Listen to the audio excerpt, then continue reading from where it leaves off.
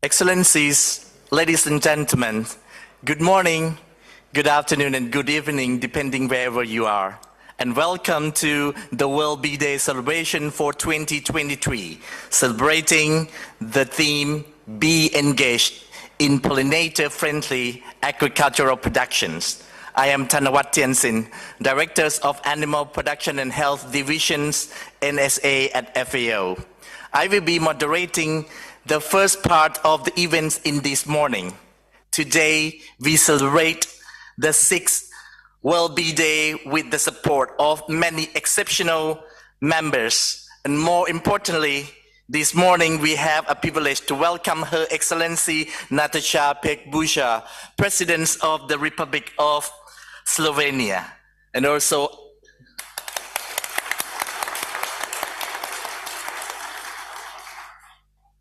World Bee Day is observed on 20th May each year to draw attention to the essential role of bees and other pollinators in keeping people and the planet healthy. The events intend to give emphasis and visibilities to the importance of bees and pollinators for food security, nutrition, and sustainability. This year, we want to focus on protecting bees and other pollinators. Thank you to all of you for joining us today. Now, before we start, let me share with you some important information. Today, this is a hybrid event. For those on Zoom, the interpretation is available in the 6 UN official languages. The glove icon for selecting the preferred language can be found at the bottom of your Zoom screen. If you follow through FAO webcast, you can select the language of your choice in the drop box menus right below the videos. Again, for those on Zoom as well, please provide your comments and questions to the chat box, and we'll try to address as many as possible of these during the question and answer session at the end of the second part of the events. Also, for those on social media, please bring your mobile, and also we would love to hear your voices. And so please join the conversation with us using the hashtag World Bee Day and hashtag Save the Bees. And if you are aware of colleagues and friends who cannot join us today, please be informed that this event is being recorded and will be available afterwards on the FAO webcast website. Now, I would like to take these opportunities to invite the FAO Director Generals will make the opening speech. And now I would like to give the floor to FAO Director General, Mr. Chu Dong-yu, to take the floor. The floor is yours, sir. Thank you, Excellencies, Honorable President Musara, ladies and gentlemen, dear colleagues, welcome to the 6th edition of World Bee Day.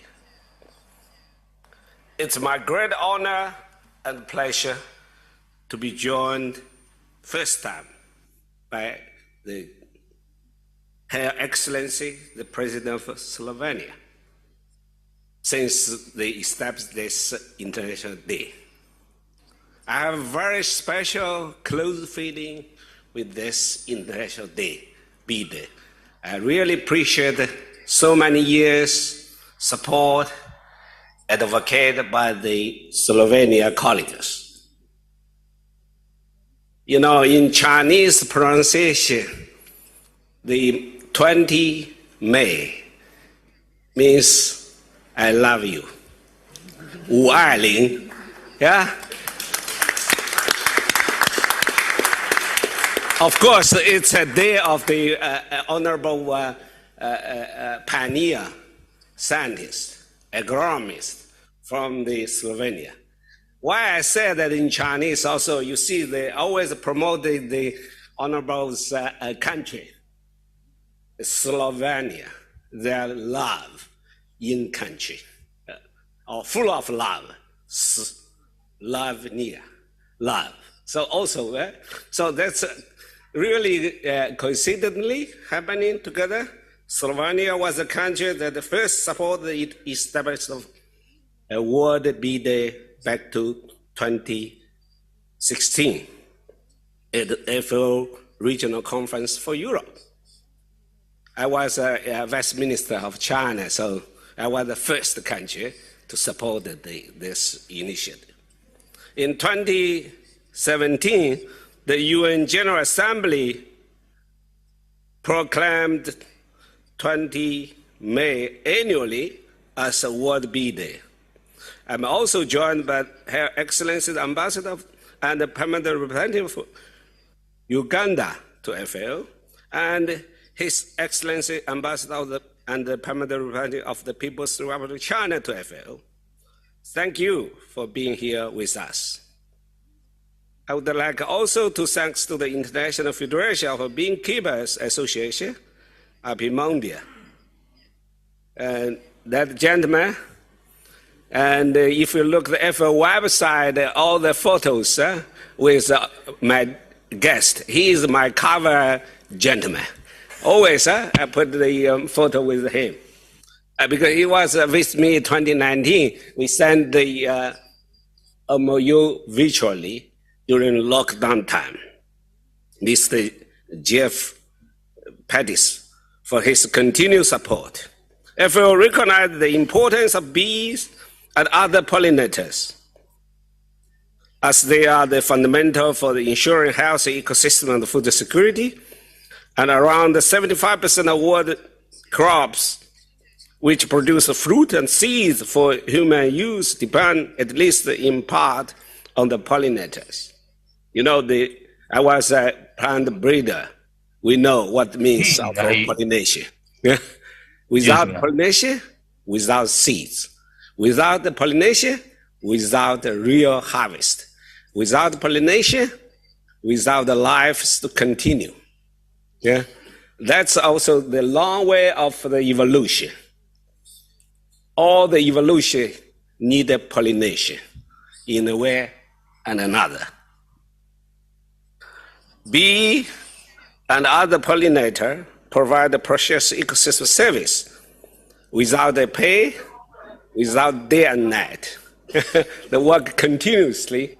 So that's also we can learn from them. As a human being, we thought we are intelligent enough. Sometimes intelligent is not good because we are too much calculating. But the bee work without condition, day and night.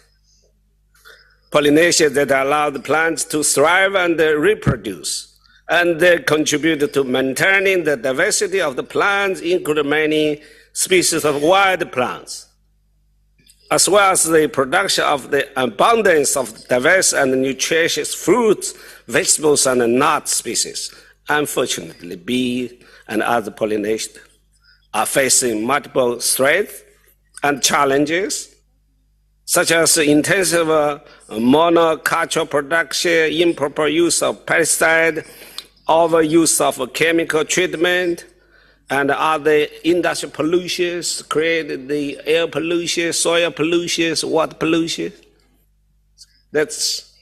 We destroy their home, their homeland, their ecosystems to continue for millions of years. Therefore, protecting bees and other pollinators is essential to guarantee agricultural production, food security, ecosystem restoration, and at large, plant health. The theme of this year's World Bee Day is Bee Engaged in Pollinator-Friendly Agricultural Production. What do we consider to be the pollinator-friendly practice? This includes crop rotation and diversity, reduce the use of pesticide, and restoring and protecting the habits of pollinators. Even the adoption of the precious agricultural tools and innovation can protect bees. using technology and data to optimize the fertilizer and the irrigation practices, reduce the excessive nutrient chemicals in water, which harms pollinators and their habits.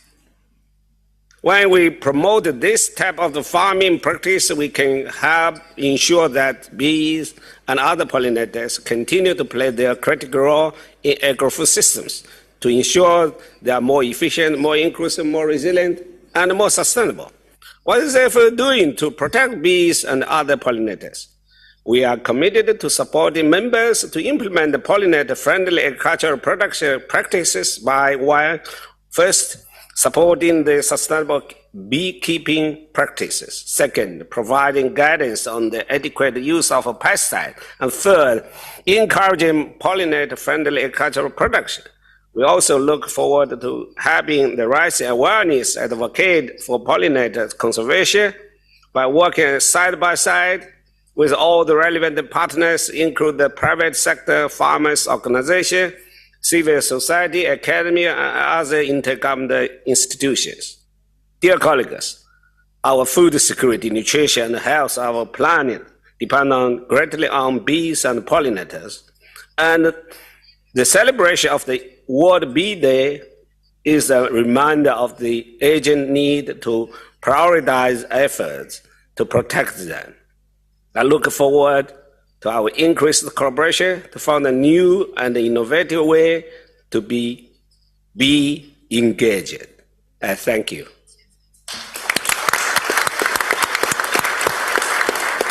Thank you.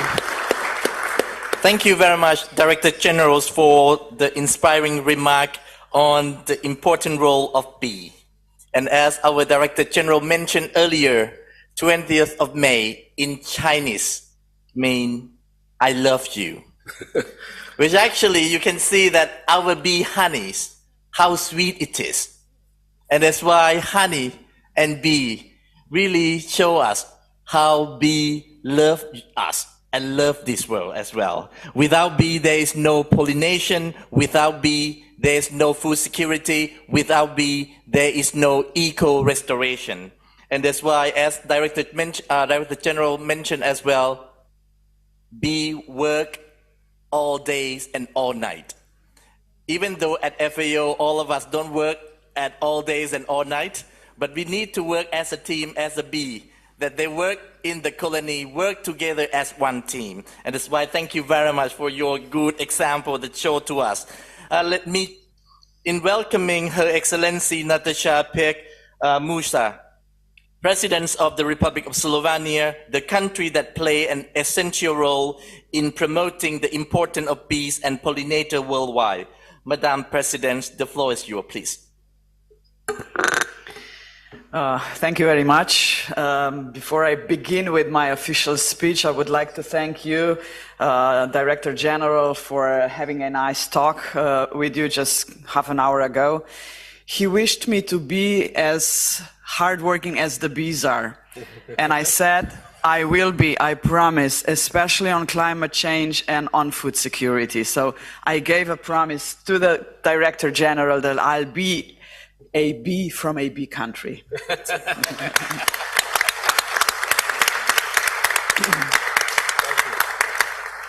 So, Director General, Your Excellencies, ladies and gentlemen, I am honestly delighted to have the opportunity to mark the 6th anniversary of the first World Bee Day in this distinguished circle with organizations, countries, and individuals tirelessly committed to the protection of pollinators. We are grateful for the strong global support for our initiative to boost collective pollinator protection through this special day. We particularly cherish the wonderful partnership with FAO, which then led to the unanimously adopted resolution in New York and to a myriad of activities ever since. So, 6 years on, how do we feel? Moderately satisfied, I would say. On the positive side, World Bee Day has contributed significantly to raising awareness of the importance of bees and other pollinators and to promoting international cooperation to protect them. thousands of actions have been realized worldwide since 2018. Slovenia alone has co-created more than 300 pollinator projects with partners on all continents. Pollinators have made their way into many more school curricula, political debates, research agendas, business plans, and agricultural practices. Most importantly, World Bee Day has instigated policies and practices around the world which are more pollinator-friendly, the very topic of today's event. This was remarked on by an outstanding pollinator researcher from Argentina, Dr. Lucas Alejandro Garibaldi, the winner of the first Golden Bee Award, Slovenia's highest national reward for achievements in pollinator protection in 2021. I will be honored to award the 2023 winner on Wednesday in Ljubljana when I return back from Rome. On the negative side, however, ecosystem crises have critically worsened since 2018, pollinators included. The latest IPCC, this is the Intergovernmental Panel on Climate Change, report and the recent UN Water Conference were a strong reminder that the world remains massively off track in preventive ecosystem degradation. The triple environmental crisis, climate change, pollution, and biodiversity loss puts under threat humanity's very survival. As UN Secretary General Guterres has warned us, we are in the fight of our lives and we are losing it. So we have to be aware of this every single day. On this World Bee Day, it is therefore important to recall what is at stake. Pollinators are key to global food security. That's the fact. Every third spoon of food we eat depends on them. Pollinators are key to global ecosystem health. Nearly 90% of wild plants depend on them for reproduction. Pollinators are our key allies in addressing major global challenges. Humanity will therefore stand or fall on its ability to protect and support them. It is a highly symbolic coincidence that we celebrate World Bee Day and International Biodiversity Day back to back. I am delighted that the FAO and Slovenia are organizing another high-level event in New York on Monday to highlight this nexus. Against the backdrop of these intensive environmental and social challenges, Slovenia has upgraded its pollinator diplomacy this year and aligned it with its development cooperation. Environmental protection and social inclusiveness are our two fundamental missions in this regard. We primarily support pollinator activities which help restore the ecosystem and empower vulnerable communities. Slovenia's flagship pollinator projects, for example, empower mine victims in Bosnia and Herzegovina and support the social inclusion of female Afghan refugees in Iran and the livelihoods of indigenous communities in Amazonia who take care of endangered autochthonous pollinator species. Slovenia strongly believes in beekeeping unique potential to address social and environmental vulnerability. It has become, for example, an even more popular means of climate adaptation in water-scarce regions where people are losing their main livelihood source and have to turn to other activities. The FAO, the World Food Programme, the International Red Cross and others have developed many good practices in this area which need to be supported and multiplied by the international community. Ladies and gentlemen, food security and self-supply are very high on my agenda. In Slovenia, I will organize a special national forum on this topic in the autumn with multiple stakeholders. Both food security and self-supply are closely linked to our relationship with the environment. The recent honey fraud affair, investigated by the European Union authorities, which showed that as much as half of our honey is fake, is an alarming example on how the quest for profit has alienated the global community from nature at the cost of its own health. Let us therefore focus this World Bee Day on the very basic of sustainable development, in which its three dimensions, economic, social, and environmental, are balanced, integrated, and above all, equally respected. From 2017 resolution onwards, World Bee Day and global pollinator diplomacy have been placed at the service of Agenda 2030, in particular of the zero poverty and zero hunger objectives. Let us remain faithful to this path while upscaling our action in line with the increasing social and environmental urgency. Thank you for coming here to listen to Director General and myself, and let's celebrate Bee Day not only in Rome, in Slovenia, but in many, many countries around the globe. Thank you very much. Very good.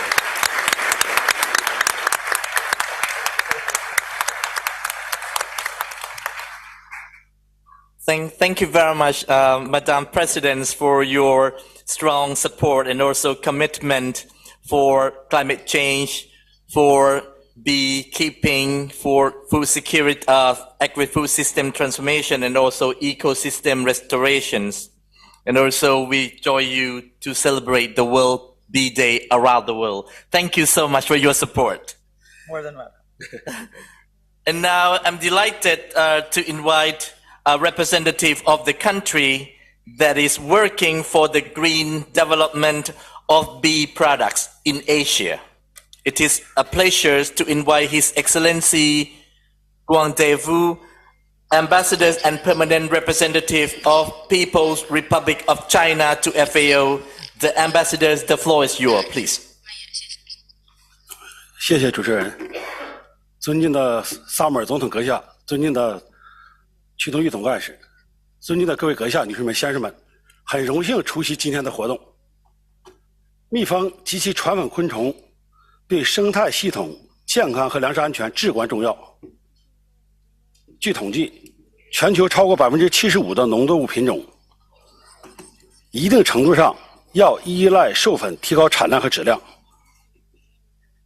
蜜蜂及其传粉媒介影响世界农作物产量的35%。除了在食物生产和维护生态系统平衡方面重要作用，养蜂业也为全球许多人口改善生活提供支撑。特别在山区和贫困地区，养蜂业成为提高居民收入、减少贫困的有效途径。近年来，受气候变化、计划农药使用、生物多样性丧失和污染等因素的共同影响，蜜蜂正面临着巨大的威胁，种群数量正在大量减少。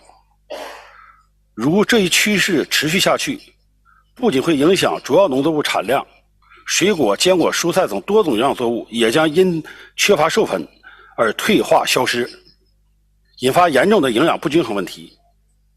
蜜蜂种群的减少还会重创创业蜂业，加剧贫困现象，不利于2030年可持续发展目标的落实。各国务必要提高认识，采取行动，树立绿色理念，在促进农业生产的同时，不断提高农业粮食体系的韧性、可持续和效率。中国养蜂业有2000余年历史。公元前3世纪，《山海经·中山经》中首次出现了蜜蜂的记载。目前，中国已有蜂群约1440万群，占世界总量的11%，是世界蜂源资源最丰富的国家。年产蜂蜜45万吨，占世界总量的20%，位居全球第一。蜂王浆4000万吨，占世界总量的90%以上。蜂产品质量安全合格率稳定在90%以上。2022年，中国蜜蜂出口总量达到16.5万吨，居全球前列。蜜蜂养殖户年纯收入达到3万元，养蜂成为农民居民重要收入来源之一。中国摄食作物应用蜜蜂授粉已基本普及，尤其在温室草莓、桃和杏等水果生产过程中，蜜蜂授粉比例达到80%以上，有效提高了产量和质量。我们愿同世界各国及 FAO 等国际组织加强合作，提高蜜蜂资源保护利用水平，开发更多生态环保、科技含量高的生产养殖技术，促进全球蜂产业可持续发展，更好造福人类。预祝本次活动取得圆满成功。谢谢 ，Thank you， 克拉斯米拉。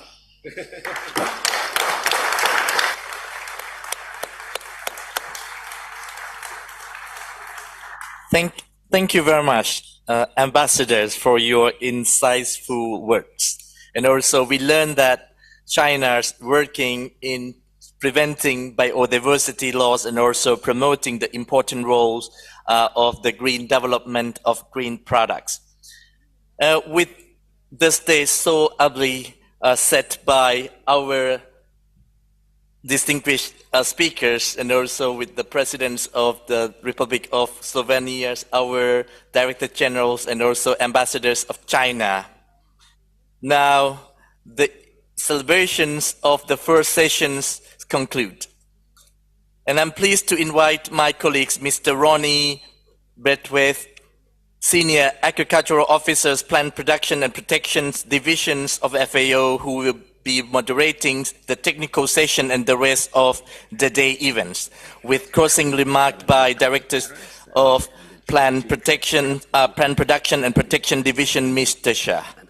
And Mr. Bedworth, I over the floor to you. And thank you very much, Madam Presidents, Director Generals, and also our audience. Thank you so much for your attention. Thank you. Thank you.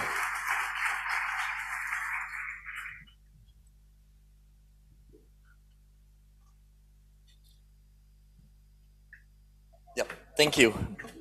Ronnie, now the floor is yours.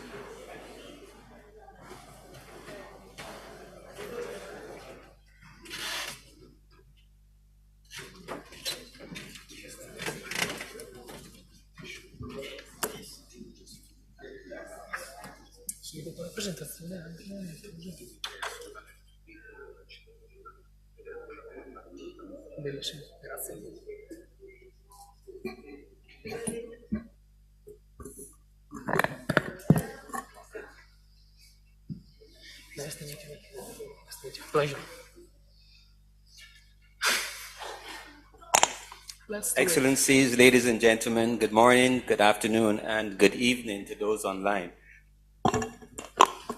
Today, it is my pleasure to moderate the technical session of today's event. We have some speakers in presence, and we have those experts that will join us by video. They will provide insights and success stories on pollinator-friendly production. Remember, for those on social media, we would love to hear your voice. So join the conversation using the hashtag World Bee Day, hashtag Save the Bees.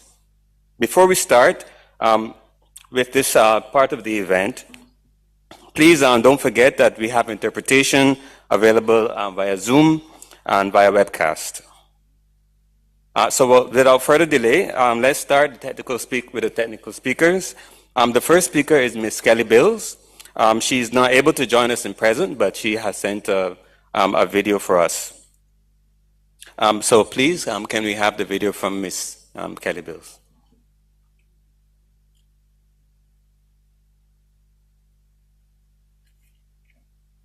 Hi, I'm Kelly Bills, the Executive Director of Pollinator Partnership. I'm pleased to be here with you to celebrate World Bee Day. Thank you to the Food and Agricultural Organization of the United Nations for inviting me and organizing this event. I'm excited to tell you all about our organization and one of our key initiatives, our Bee-Friendly Farming Certified Program. Pollinator Partnership is the world's largest organization dedicated exclusively to pollinator issues that affect the world's food supply and planetary health. We are a charity organization based in San Francisco, California, and for over 25 years, we've developed diverse partnerships across North America and beyond to advance responsible, effective policies and programs that protect pollinators and their habitats. Our mission is to promote the health of pollinators critical to food and ecosystems through conservation, education, and research. Pollinator Partnership manages over 20 international programs, including bee-friendly farming, monarch rings across America, the North American Pollinator Protection Campaign, Pollinator Week, and many more. We work to ensure that the many pollinating species that bring us approximately 1 out of every 3rd bite of food we eat will thrive despite threats of pests and pathogens, pesticides, loss of habitat, and climate change. Birds, bees, butterflies, beetles, flies, bats, and more pollinate most flowering plants. Pollinators and their habitats provide a plethora of ecosystem services such as nutrient cycling, biodiversity support, resources for other wildlife, carbon sequestration, soil health, erosion control, and water filtration. They also provide many benefits to human health and well-being, such as raw material production, food security, recreation, and cultural significance. Pollinators also help nearly 1,000 crops reproduce, providing the most nutritious and delicious foods like berries, squash, stone fruit, nuts, coffee, and chocolate. Bee-friendly farming, or BFF as we call it, is a certification program from Pollinator Partnership working with farmers to help protect, preserve, and promote pollinator health. BFF provides guidelines for farmers and growers to promote pollinator health on their lands, striving to set standards for sustainable farming on important concepts like planting pollinator food resources, providing nesting habitat for pollinators, and incorporating an integrated pest management strategy. BFF helps ensure the future of both pollinators and sustainable agriculture as it expands across North America and around the globe. The bee-friendly farming criteria to achieve certification is as follows. Offer forage providing good nutrition for bees on at least 3% of your land. Provide bloom of different flowering plants through the growing season, especially in early spring and late autumn. Offer clean water for bees.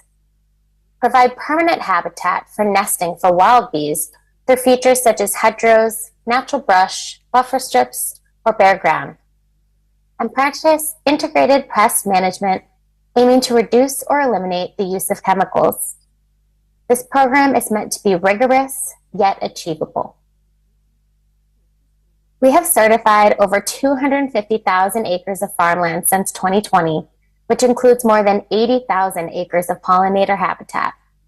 We work across many industries and cropping systems, providing financial and technical assistance to growers. And beyond agriculture, we have also launched our bee-friendly gardening program, which recognizes home and community gardens supporting pollinators. You can get involved with both programs by visiting beefriendlyfarming.org or emailing bff@pollinator.org. I encourage you to check out pollinator.org for the many resources we have for farmers, ranchers, beekeepers, home gardeners, schools, policymakers, researchers, and other public and private land managers. Anyone can play a role in pollinator health, and we are here to help. Thank you so much for listening and for your interest in pollinators, and happy World Bee Day. Many thanks to Ms. Bills for outlining how pollinator-friendly production can help agriculture and the bees. We now move on to our next speaker. This is Mr. Garibaldi. You would have heard a bit about him during Her Excellency's speech this morning. He was awarded the Bee Prize in Slovenia. Congratulations to him. But before we get there, we have here in presence Mr. Jeff Pettis, the president of Apemundia, and we would like to invite him to say a few words, if you will, sir. The floor is yours. Thank you. Welcome, friends, beekeepers from around the globe. It's a pleasure to be here at FAO. We as Apemundia would like to thank FAO, Director General and FAO for hosting this event. And also it's a pleasure to have Madam President here from Slovenia. I'm going to focus my few remarks on biodiversity. Bees and other pollinators increase biodiversity, but they also depend entirely on biodiversity for their food and resources. Recently in Montreal at COP15, the Biodiversity Summit set a goal of protecting 30% by 2030. 30% of the land's resources set aside and protecting it as a biodiverse habitat. What I want to speak to is the other 70%. I hope the 30% goal is realized. That other 70%. That other 70% is where we live. Also the land in which we produce food. So it's on that land that I think we can make huge strides. And it's there where we as Apemundia are working closely with FAO to look at things like crop rotation, cover crops, and ways to diversify agriculture, as has been previously mentioned. We think there's great success that can be had in improving agricultural biodiversity. And you're going to hear a lot more about that from Lucas Garibaldi. He's our president of our Pollination Commission, so you'll hear that in just a moment. Lastly, I'm going to leave you with a challenge for World Bee Day. We're all sitting here wanting to do something about bees. Think about where you live around the globe. Find a pollinator-friendly type of plant, tree, a native plant, tree, or shrub, or flower, and go out and plant it. Get your hands dirty a bit. Get your hands dirty for World Bee Day. Plant a tree and help save bees. Thank you.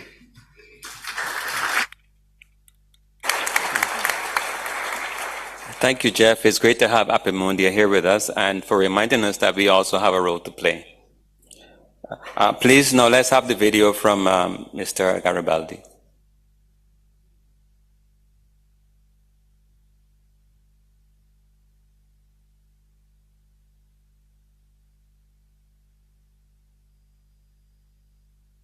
Conventional agriculture is one of the main drivers of pollinator loss.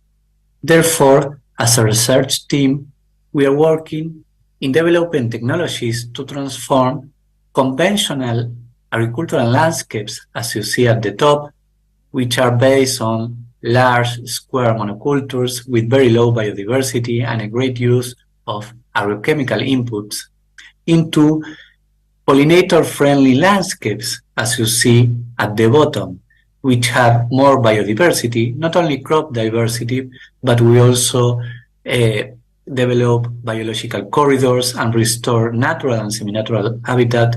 And through this process, we reduce a lot the use of agrochemical inputs. In this process, we work hard co-developing with stakeholders master plans before starting this redesign of agricultural landscapes. And we also base this process in several models that can help us to understand how different landscape designs can translate into maps of pollinators' abundance all over the landscape. If we create more pollinator-friendly landscapes, we can increase agricultural productivity by 24% on average all over the world in a more sustainable way. And over the years, through different experiments in different places in the world, this number of 24% comes repeatedly, especially in very important crops like soybean here or sunflower, as I showed you before. And this is because the conventional way of doing agriculture creates a huge pollinator deficit, because on the one side, as you see on this image, you have millions and millions of flowers during a very short period that demand a lot of pollen. But on the other hand, by doing this type of agriculture, you reduce a lot pollinator abundance. There is no habitat here for pollinators with such a great use of agrochemicals and this homogeneous landscape. So we have found that if we increase pollinator abundance, if we move from left to right in this graph, we increase crop yield or crop productivity, as you see here. But we have also found that not only we need pollinator abundance, but we also need pollinator diversity. So communities of pollinators with more species are more efficient and can achieve greater crop productivity. And this is important not only for crop yield on the short term, but also for crop stability. So a healthier community of pollinators also provide more stable agricultural harvest over time. And we have also linked how these aspects of pollinator health based on pollinator diversity relate to human health. And we have found 4 pathways or interconnections. One is nutrition, not only provided more food, but also of better quality over time. Pollinators also provide medicines. Pollinators are really important also for mental health of humans through maintaining green spaces and biocultural landscapes.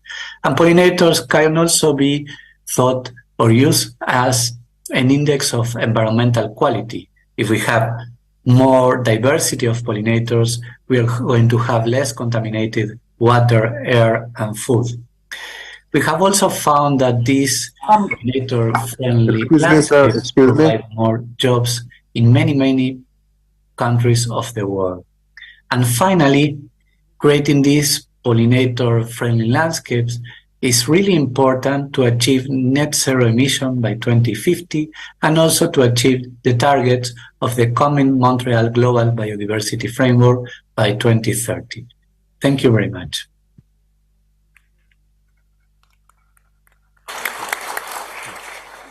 Many thanks to Mr. Garibaldi for that interesting presentation on pollinator protection and agriculture sustainability. We now move to speakers in the room. I'm delighted to invite Ms. Fanny Hajina. She's the director of the Institute of Animal Science, Hellenic Agricultural Organization, Demeter, and Department of Apicultural Science. Welcome. The floor is yours, ma'am. Yes. Good morning, good afternoon, dear colleagues and excellencies. I'm really very happy to be here with you today, and I will talk to you about pesticides, homologation, and pollinators. And with no doubt, we do know that the honeybee is the most frequent floral visitor on the world. And why is this? It's because it's huge numbers. But we should never forget the vast variety of the wild bees, and you can see beautiful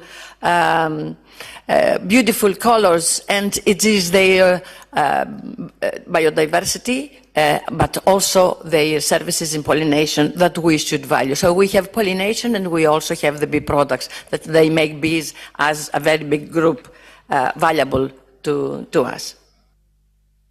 So agrochemicals, we believe that they are the most dangerous and one of the biggest threats for all the bees and all pollinators. And there are several actions that we believe also as bee scientists, but maybe I didn't also tell you that I'm serving as a president of the Bee Health Commission in Epimondia, and through Epimondia and our collaborators, we think that we should have specific actions.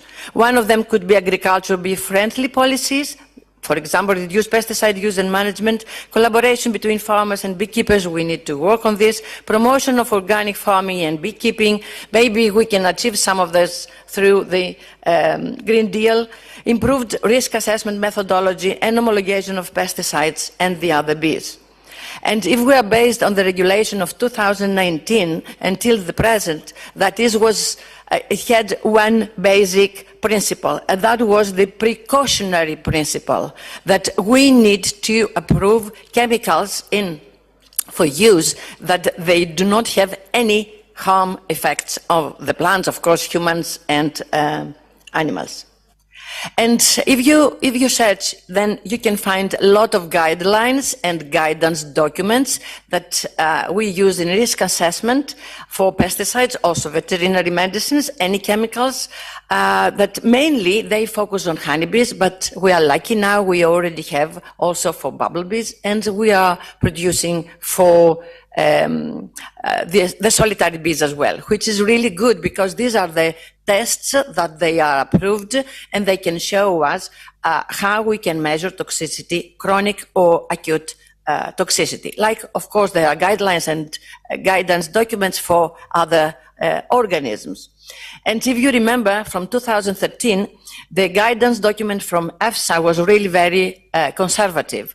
Now we have new guidance document because it's been reviewed, and then we are somehow close to the previous threshold, but it was 7% for the honeybees. Now we have a 10% threshold for the honeybees. Okay, this is what the state members have been accepted, but then we need to have approved guidance document for the other bees. And the proposal of the bee people and the bee NGOs and Epimondia, together with its collaborators, is that this protection threshold should not exceed the 3% of accepted damages. Now, what is the problem with the risk assessment is that, sorry? Yes. Yes, I have a spider here. Well, the risk assessment is based mainly on the LC50 or LD50. That is the dose of a chemical that can kill the 50%. What we believe is that we need to move lower than that in doses that we don't have any observable effects, because these are connected with sublethal effects. And I will give you, and you can see on your right hand, it's an example of a publication that talks about the chronic toxicity test that is only for 10 days accepted, but at the end, you see low toxicity chemicals that they show their bad effect, the adverse effect after the 10th day. So we go to the 20th or the 30th day. And this is from a publication of Friends in 2018. And this is the principle that goes to the time to death approach. Okay, the next one. So in the risk assessment, as I said, we need to take into account the sublethal effects. And we do have tools now to look into the respiration of the bees. You see at the upper part, we can see the hypopharyngeal glands. We have results that they can show us and tests that using RFID technology and quite advanced technology, where the foraging bees are going and what is happening with them, but also on the reproductive ability of the queens and the drones. So we need to have a coexistence in the world, we need to have a good collaboration and cooperation. And Epimondia, the Bee Health Commission, but also the other commissions, together with EU Pollination Initiative, Save the Bees Coalition, and the Apitox Task Force in Colos. These are in Europe, but of course there are organizations around the world. We all work together, also with EFSA, having a new model, the APISRAM model for risk assessment to facilitate and have better results. And we all need to work together to give the bees a chance. Thank you.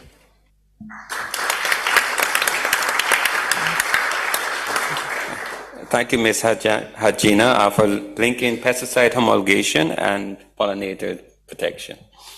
We will surely give bees a chance. Now I have the pleasure to invite a representative of the private sector. He's working on the development of sustainable pollinators, pollinator-friendly production, I'm delighted to invite Mr. Michele Zerbini, Purchasing Senior Manager at Barilla Group. Mr. Zerbini, the floor is yours. At first, thank you to FAO to invite me to present this proudful project that we have worked with in the last 5 years in the cultivation and in our supplies of soft wheat cultivation. First of all, who we are and why it's important for us. Barilla, it's the pasta producer leader all over the world, so it's a multinational. And I want to present you why also a big multinational can do something for pollinators and for environment. And so among Barilla business, we have Mulino Bianco. Mulino Bianco is the bakery leader in Italy for products. And one of the pillars, the founding pillars of Mulino Bianco, it's sustainability all over the years. And at first, in 2018, we decided to invest in this pillar in sustainability to give something different to our consumer, essentially, a different proposal. And so we decided to invest in sustainability, but it was the first time that we give a focus to biodiversity, not only sustainability. And so we started this project called Carta del Mulino, Mulino Charter. It's an awful translation, sadly. And so with extraordinary partner, as you can see on the top left of the slide, with WWF, with the University of Bologna, and Open Fields, that it's an agronomical study, we have created Carta del Mulino. What is Carta del Mulino? Carta del Mulino is a set of 10 rules that allows us and all the stakeholders in the process, we will see later on that all the stakeholders that from the breeders, the developer of sowing of seeds up to our plant of production, the supply chain is controlled and it's in favor of biodiversity and sustainability. And so we set these 10 rules and a certification that permits us to say that our flour and our grains are sustainable and eco-friendly. We developed this set of rules, and we start with the 2 iconic rules, let me say. The first one is crop rotation. We employ a crop rotation from 3 or 5 years to all our farmers in order not to depauperate the ground, the soil, and also to create biodiversity in terms of vegetable species. And second, the most iconic rule, the ones that we have sponsored the most, is that we ask to all our farmers to dedicate the 3% of the corresponding surface of soft wheat dedicated to flower strips or permanent strips that allows us to increase the biodiversity and the presence of insects. And we will see later on which are the results. Then we create also some initiatives such as the cartels in order to identify and to give to our customer a story directly on the fields, not only on a package. So everyone who was working on the campaign can see what we are doing. And we have gifted all our farmers in Italy with this beehive. We call it Bag Hotel because it's not only for bees but for pollinators, insects, in order to develop even more the biodiversity inside our fields. And the results are these ones. These are true photos of fields in Italy and all over Europe. So there are the fields, and close to the fields there is these beautiful flower strips with a lot of species in favor of pollinators developed with WWF and University of Bologna. As I told you before, we have all the stakeholders in the process, as you can see, from breeders up to the Barilla plants. So everybody is involved. And I'll add 2 more things, 2 more rules that are quite, the rule 10, it's the historical one. There is no biodiversity and sustainability if it's not sustainable also in the economic point of view. And so all the stakeholders involved in the process receive a right and fair remuneration of their work. The entire supply chain is segregated, and so all the grains that comes from fields Carta del Mulino arrive into products Carta del Mulino. And I listened to all the presentation and I understand that also agronomical part, agro operation are a detail that counts for pollinators. And so we decided to take inside the tradition of all our farmers, analyze big data, and give to all our farmers a software, a decision support system called Barilla Farming, in which they can optimize their cultivation, reducing inputs, fertilizers or agrochemicals, in order to let the fields and the cultivation even more sustainable. Then we had an academic validation. We will see afterwards University of Bologna what has discovered in terms of biodiversity increase in our fields. what is the impact? Apart from some numbers, I think that the most relevant thing is the amount of farms, 2,600 farms all over Europe that are involved in this project, 60,000 hectares that are translated in 1,800 hectares of flower strip. Sorry to be so much Italian, but translated, the conversion is 2,500 soccer fields across Europe transformed into flower strips. And for a total of 370,000 tons of soft wheat. Take into account that this is an Italian business.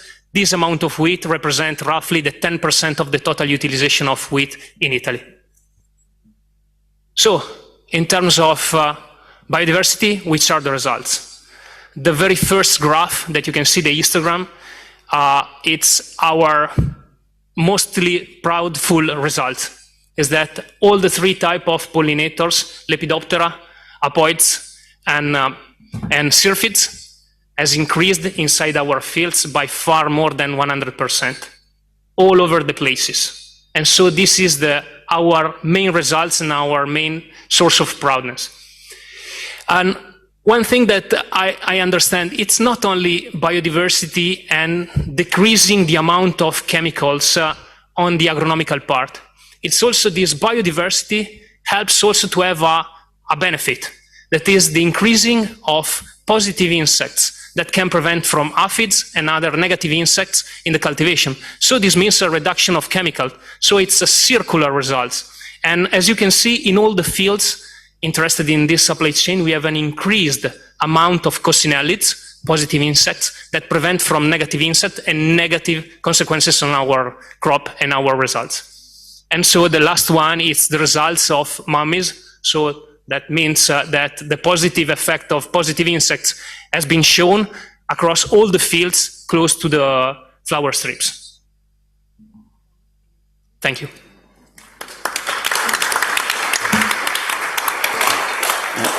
Thank you, Mr. Zerbini, for this incredible sharing. It proves that agriculture can be sustainable and profitable at the same time. In FAO, we know that young people are our future, the future of food. We need to hear their voices, of course, and this is no exception today, to have a young person, a young lady in our forum. I have the pleasure to invite beekeeper from the United States, from Texas. She has a considerable following online, so you might want to follow her. I'm delighted to invite Ms. Erica Thompson, professional beekeeper, Texas Bee Works. The floor is yours. Thank you, Ronnie.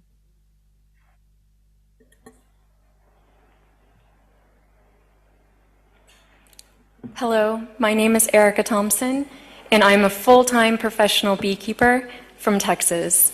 It's a privilege to have the opportunity to be here today at the FAO in Rome, and it's a pleasure to have the opportunity to celebrate World Bee Day with everybody watching all around the world. Bees are the single most important and most powerful pollinators on the planet, and they are essential to our way of life and our food system. It's estimated that 1 out of every 3 bites of food we eat is dependent on bees. So if you eat apples or almonds or berries, squash, onions, and so much more, we have bees to thank for that.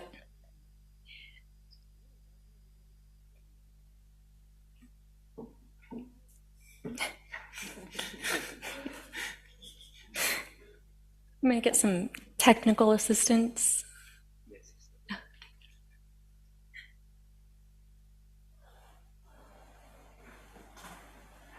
Sorry about that, we're getting it fixed. Okay.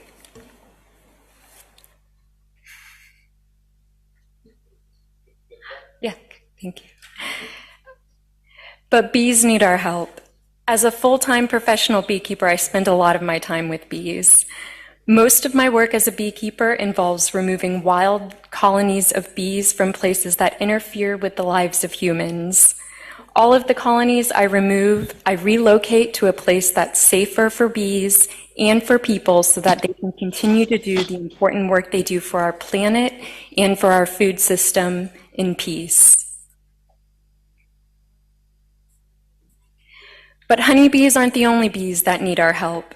As you've heard here today, there are over 20,000 species of bees, and that's more species of bees than there are species of birds and mammals combined. While honeybees are what we refer to as social bees because they live in these giant colonies of around 50,000 plus bees, many of the other bees, like this mining bee that you see here, are what we refer to as solitary bees. This bee lives in a tunnel in the ground that it makes as its nest where it stores its food and its brood. Here are a few other examples of some wonderful other solitary bees. This is a leafcutter bee that's covered in pollen, as you can see. And in terms of agriculture, these are some of the most efficient pollinators of alfalfa. So if you eat meat that was raised on alfalfa, you have these little leafcutter bees to thank for that. This bee is part of a family called plasterer bees, and they get its name from the way that it builds its home. Unlike honeybees, which produce beeswax to build its home, these bees make a tunnel in the ground and line it with a substance similar to cellophane or plastic. And this is perhaps one of my favorite types of bees besides honeybees. This is an orchid bee. Besides being quite beautiful, if you've ever eaten a Brazil nut, you have these bees to thank for that, as Brazil nuts are almost entirely dependent on these types of bees. We all rely on agriculture, and so we all rely on bees. As a beekeeper, I have the unique perspective and the gift of seeing the incredible work that bees do for our world up close when I go inside the hives. But you have the opportunity to see the work that bees do every day when you go to the grocery store or when you sit down at your dinner table to have a meal. Our modern day food system is entirely dependent on all of these bees. And when our bee populations suffer, so do we. Pollinator deficits are dangerous and can lead to lower production values and decreasing crop yields. But the good news is that everyone can do their part to help bees and beekeepers. So I'd like to offer you some simple things that you can do today on World Bee Day or any other day to help bees. The first and most important and impactful thing you can do for bees is to plant food for bees.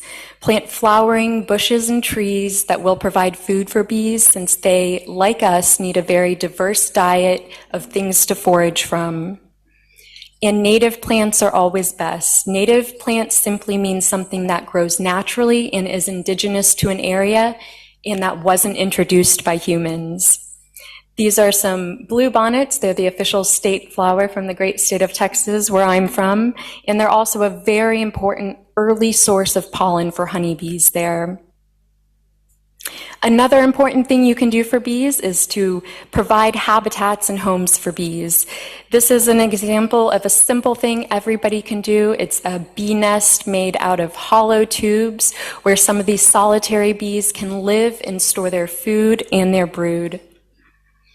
Also, please consider providing water for bees. Just like other creatures, bees need water, not only for themselves, but they also use it to cool their hives. So it's very important in warmer climates to provide water for bees. You can do this by simply providing a shallow dish for bees, and it's essential to make sure that you can provide a landing space for the bees, such as rocks or twigs, something so they can fly onto, land, and safely drink up the water without drowning.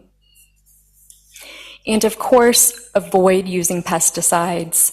Pesticides have been proven to lower the immunity of bees. They disrupt the way they communicate and navigate, and ultimately they shorten bees' lives. So please avoid using pesticides in your yard and your gardens if you can. And also be a conscious consumer. Try to avoid supporting the use of pesticides when you do your grocery shopping. So buy organic produce or things that haven't been treated with harmful pesticides. And take control. Learn about where your food comes from. Be engaged and ask questions and do your part to stand up for pollinator-friendly agricultural practices.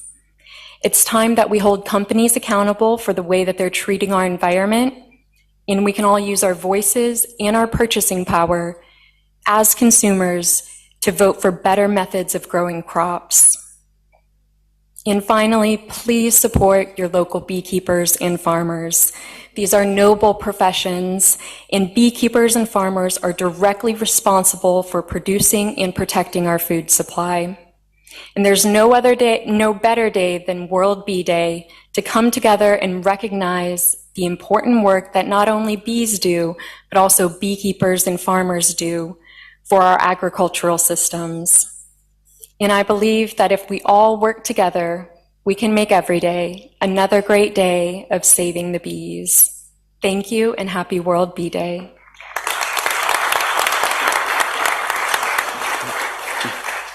Thank you, Ms. Thompson, for your inspiring message. We've learned a lot of how we can support bees in many different ways. Let me also acknowledge the presence of Her Excellency, the ambassador from a permanent representative from Republic of Uganda. She's here in the room with us. Thank you for joining us.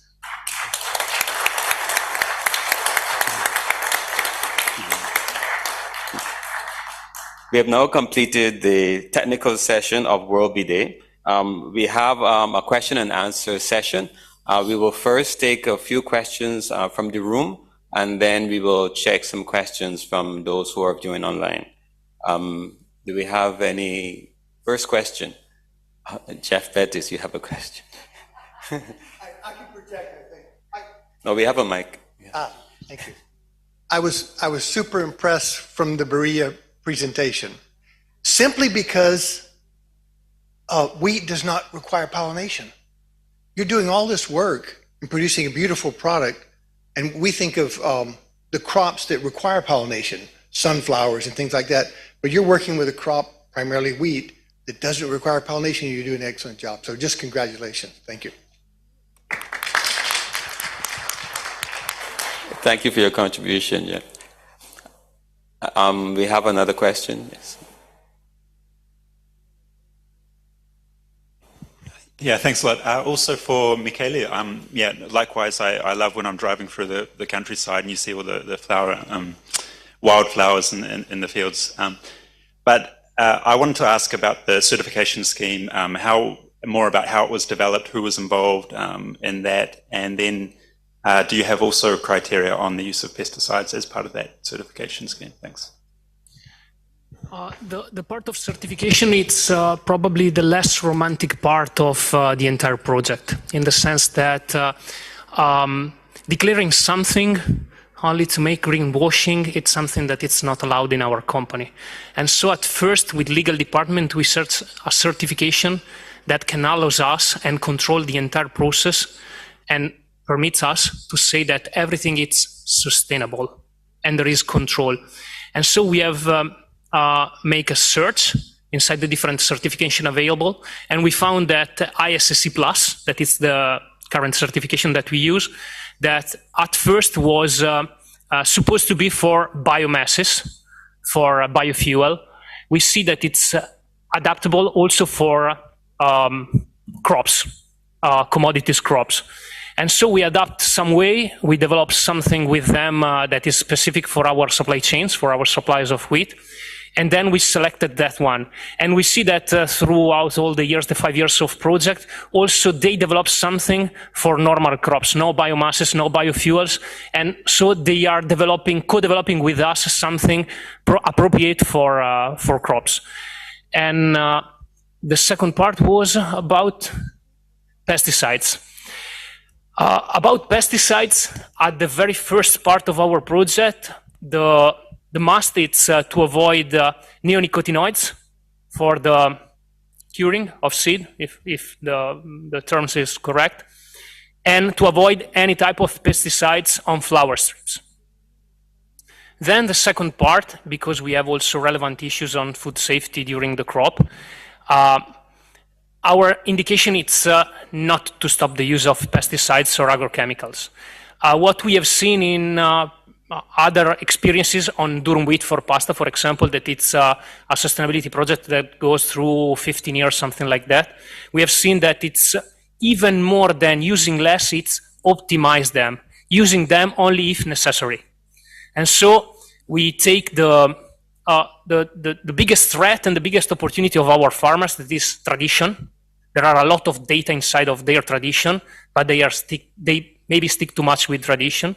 We put all together in this decision support system that, given the soil condition, the weather, all the different external conditions that they cannot manage, they give to them suggestion on how to perform better, not to use pesticide if it's not needed, or to use less if the conditions are not dangerous.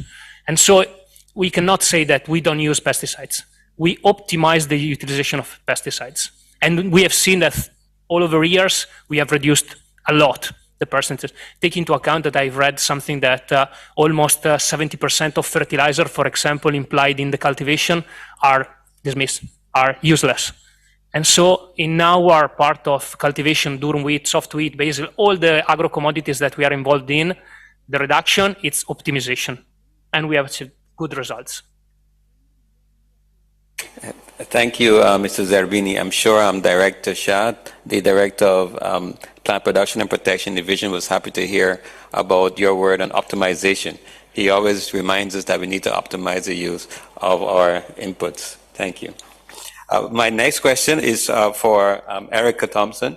Erica, you are a young beekeeper. You're a full-time beekeeper, as you said. What were the main challenges for you starting out as a young beekeeper? And another part of the question is, what advice would you give to young people who want to start out in beekeeping? Well, thank you, Ronnie. You're very kind. You know, for me, I think one of the biggest challenges is changing people's minds about bees. Many people fear bees and don't really know how essential they are to our food system. And so it's, I feel like, a great responsibility of mine to communicate on behalf of bees and beekeepers what powerful pollinators they are of our planet, and that they're not the villains, they're the heroes of the story. And we need to learn to live and work alongside bees and respect them and not be afraid of them and change people's minds about bees. And what was the second part, Ronnie?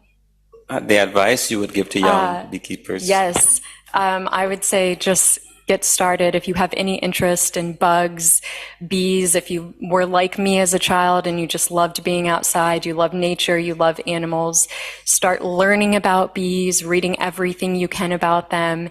And if you don't have the space to have a hive or a colony of your own, as I said, there are simple things you can do to support bees. You can set up a native bee habitat in your yard for solitary bees. You can provide habitat and space for bees to land, to nest, to forage from. And that's probably one of the most important things we can do for bees. And that's something anybody can do at any age to help bees and other pollinators. Thank you, Ms. Thompson. My next question is for Ms. Hachina. In your presentation, you mentioned about conserving 3% of cropland. Also, Mr. Zerbini, in his presentation, mentioned about saving 3% of the cropland for flowering plants to support pollinators. Where does this 3% come from? Well, thank you for the question. In fact, it's a misunderstanding, I think, because the 3% that I mentioned, it's not about the cropland. The 3% is what it could be, or what we think it should be, the maximum acceptable level of bad effects on the solitary bees or bubble bees, because we believe that the other bees, solitary bubble bees, they are more vulnerable than the honeybees. And usually honeybees, they have the beekeeper to protect, and they have another capacity as a colony and as social insects to overcome the toxicity. While the other bees, they have less of this ability capacity. That's why we think that the acceptable level should not exceed the 3%. So that was referring to this, not to the crops. Sorry. Thank you. So I must ask Mr. Zerbini, where does this 3% come from?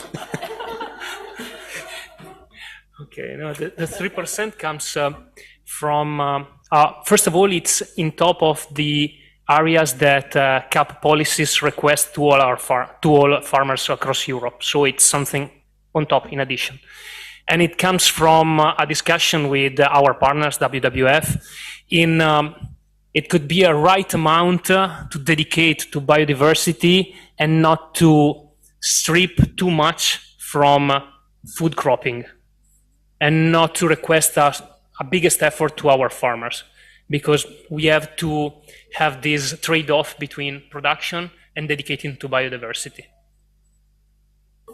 Yes, thank you so much. I think that clarifies a bit. We have another question. I'll give Ms. Hajina another question from online.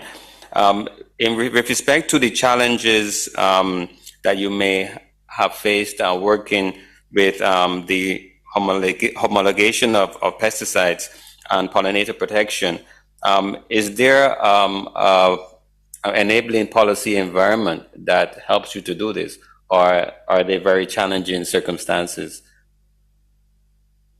Well, I think that the circumstances are very challenging indeed, but what is really very helpful is that the pressure of the citizens, the pressure of the bee scientists as well towards the policymakers is quite big, and the awareness, the increased awareness of people for the value of bees is also a big pressure. So the protection of bees is important, and that is why the Green Deal, we hope that it will deal with this and it will bring less pesticides. Because sometimes even the less pesticides could be very harmful if we don't have alternative ones, if we don't have less toxic ones. Because allow me to tell you that most of the pesticides that they are used out there, based on the LD50 that I said on my, my talk, so they are more harmful than they are said that they are, because they didn't take into account the sub-lethal effects. So they are very harmful already, even if we use less. But we should use less, we should use alternative ones. So it is very challenging if we want to have this 30% reduction or 50% reduction until 2030. And what is also more challenging is that there is no transparency. And we need to demand for transparency in what we use, what is buy, what is sold, what is used, what is on the residues. If this data is not available to all customers, then the customers that they have the most power on their hand, because at the end is what you have on your fork is showing what you are and what you demand from your country, from your government. There you are. Thank you so much, and I hope the regulators and policymakers are listening. We'll take one more question. Will it be from the room or online? Okay, let me check online. Yes, the One Health concept was not used that often today. I think I heard it once during the discussion. So the question to the panelists, do you mobilize this concept in your activities as an argument to give weight to the issue of bee protection? Who wants to take it first? The use of One Health concept in your protection of bees. You're welcome. I can comment. You're welcome first. Okay, Mr. Zervini will go first. For us, it's we have many different sustainability projects, but the one that we are communicating and we are making also training and consciousness with our customer is this one, because it's the first one that comes in all our packages. All our packages describe the project, what we are doing. There are a lot of links, a lot of events. We are planning to make to share and to spread also this project inside school. Also because the relevancy of biodiversity for us and the future of us, it's in the end of our children and young people. And so we are trying as much as possible to create awareness about around this project. Thank you very much. Who would want to go next? Ms. Hajina? Yes, sure. Thank you. It's a very good question indeed. I must say that from Apimondia's point of view, we really value this One Health approach. And we also, lately we prepare a small video and we are based on this. And I think that colleague Lucas Garibaldi already mentioned about that, because we think that the health of the environment, it is very important for the health of the plants, of course, it's very important for the health of the bees and all the other animals, and at the end, it is the quality and the health of the environment that at the end comes to the health of the humans. So one health, it is a very important approach to our activities, to all of our activities, because you cannot really see in one direction without seeing in an holistic approach. And what is written over there, that these 4 Bs, it is something very similar, but it goes one step beyond that. It talks also about nutrition, which is also very important. So it is part of our activities, yes, and we really value that. We want to work in this holistic approach. Thank you. Thank you very much for your response. And just on a side note, the One Health team in FAO is working on a set of dialogues that includes pollinator protection, agroecology, along with One Health. So look out for that. I'll give the floor to Ms. Erica Thompson to say final words in this Q&A session. It's an open mic and open topic, so you can give your message to your followers, to the members in the audience. Thank you. I would just like to add that. Yes, thank you. We're all connected. We all rely on bees, and they rely on us. So, you know, the next time you sit down to your dinner table, please give thanks for bees, give thanks for beekeepers and farmers, and just I hope that everybody has more of an awareness about how important bees and other pollinators are to our food system and to our agricultural systems. Thank you so much, Erica, and thanks to all of the panelists. You did an excellent job. Thank you. Let's move on now to our closing, but before, I would want to remind you that the discussion continues. We have an exhibition in the atrium. There are some learning materials. There's honey extraction. There's honey tasting. We also have our sister event, World Tea Day, this afternoon. You can also have honey and tea. So there are some exciting things for you outside when we finish. But now let me give the floor to my director, Director Shah, the Director of Plant Production and Protection Division. Mr. Shah will give us closing remarks. Over to you, Director Shah. Okay, thank you, Ronnie, excellent facilitator. And Excellency, and the distinguished guests, dear participants, ladies and gentlemen, I'm very pleased to have this opportunity to deliver some conclusion remark on the 6th celebration of World Bee Day. From the very beginning exhibition and now talking here, I can say that this event is very, very successful. From your face, I can say that, right? There is 3 indicators for this success. Number 1, active engagement. You know, today, including this exhibition and also here, we have over 150 participants in present face-to-face. Yeah. We have over 2,000 participants for registration, very active to be engaged for the 6th for this year's Bee Day. Second indicator, an excellent presentation. I can say that. We have today very lucky, happy. We have a president from Slovenia make great speech. I can say that, yeah. And I can say also that. And our last one is a keeper from the US, Eric, make great speech. Yeah. Of course, in the middle, we have an ambassador from China, and also speaker from stakeholder, academia, association, and the farmers. I think everybody make a very excellent presentation. Number 3 indicator I can see is a very valuable discussion. I make note. We have 9 people make interaction about the question, but I'm very happy. This question dealing with two key words. One is optimization, or other one is minimization. Like Ronnie also mentioned, I'm very happy.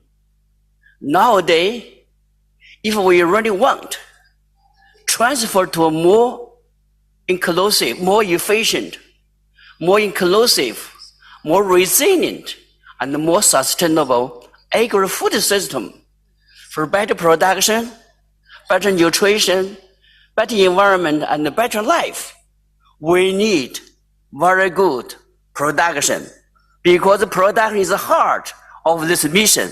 I strongly believe, not because I'm a director of production, but the production is important, right? However, how to deal with future sustainable land production towards important. We need optimization. We need minimization.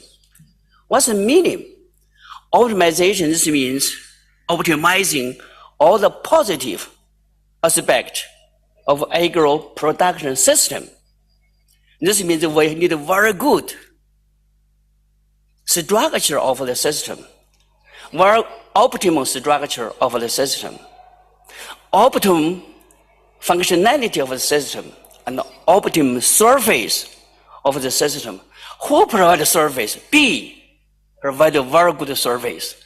We need to optimize. Second word, minimization.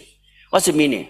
We should minimize all the negative impact to our environment, to our cropping system. This means minimize agrochemical inputs. That's number one. Second one, minimize the risk of food residues. Still is a big problem. And then the third one, minimize is really environment pollution. I think nowadays, our sky is not so blue. Our water is not so fresh. Yeah? I think that our air is not so clean as fresh. Our water is not so fresh. What's the problem? It's really environment pollution. So this means through the discussion I really want is really very valuable. Answer some of my concerns, optimization, minimization for the future agricultural, sustainable agriculture production. This is maybe is my concern about, this is not my talking point, but I make a summary. I think it's very, very successful. You know, today's theme of this World Bee Day is be engaged in pollinator-friendly agriculture practice. I suddenly realized through this kinds of today's events, I'm sure everybody is encouraged to be actively engaged in the future and to promoting the bee, to protect the bee, to love the bee. This may be very important for be engaged for us. Because our Director General mentioned, without a bee, without pollination. Without pollination, without crop. Without crop, no food security and nutrition. You know how important. So this means today, this is so good theme is be engaged, yeah, to protect bee, but in fact to protect ourselves. So this is the important conclusion. So successful. Of course, I should also, organized unit, NSP and NSA together, and both of you. Thanks all the speakers, particularly the president and the Chinese ambassador, for your very excellent and the very political will is important, right, to support. And then also thanks all the technical speakers for very insightful, some kinds of very good encouragement for us for the future.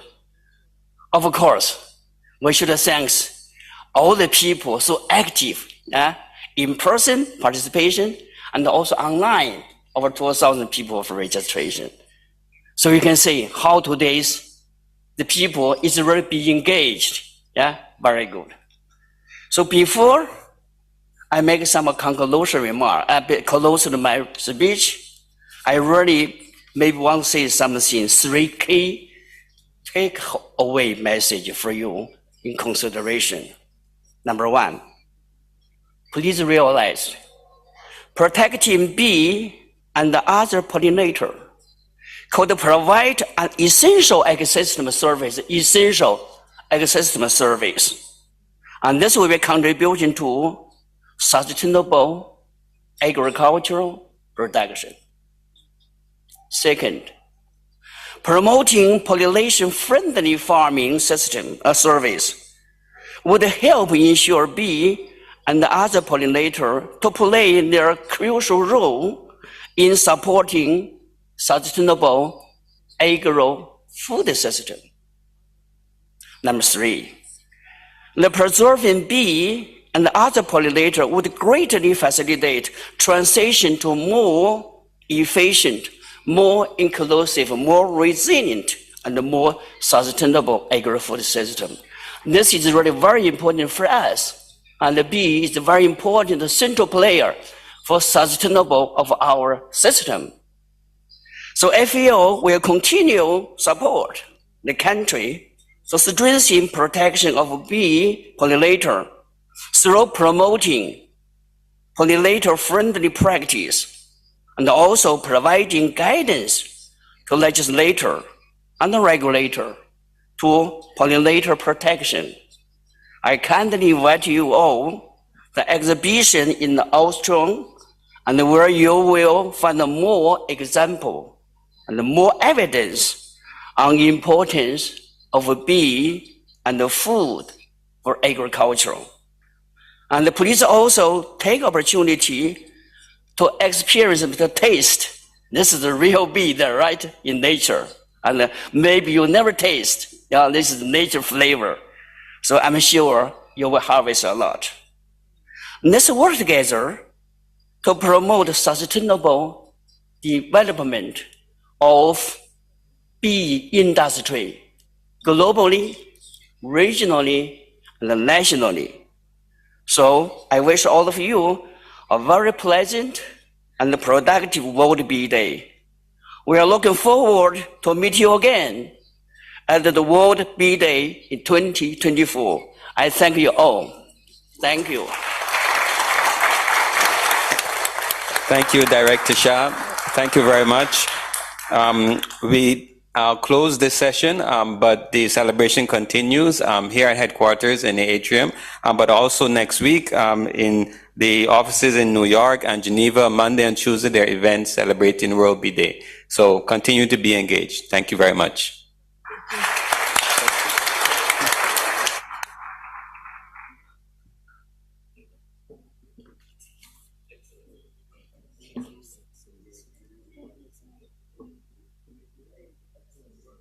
Okay, good. So later maybe we have a group photo here with a speaker here. We have a speaker there, yeah? Very good. I'm so happy. Previously you have a man card, no, we need a lady. So that's why you're gonna jump. I think you have a lady come. Very good. Okay, let's have a group photo here, right? Yeah. Here, right? Oh, here, right here, or there? Here is good. Yeah?